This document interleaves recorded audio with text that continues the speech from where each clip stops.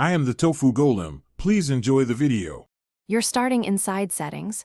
Open your profile and tap iCloud to begin. First, make sure Keychain is visible and toggle it on. You'll be asked for your Apple ID password or device passcode. If you use two-factor authentication, expect a verification code on a trusted device. Enter that to continue.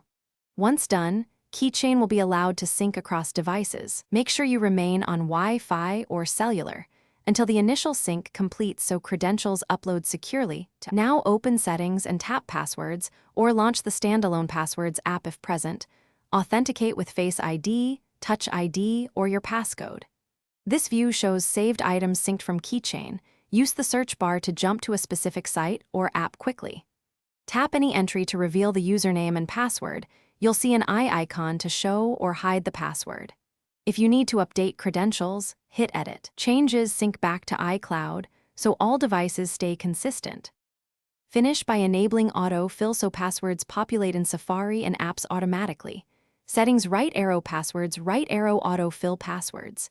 If an expected password is missing, try toggling Keychain off then on, or sign out and back into iCloud to force a resync.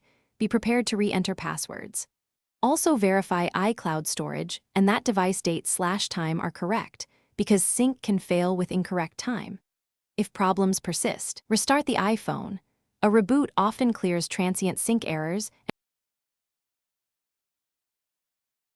Thanks for watching. Consider subscribing if we helped you today.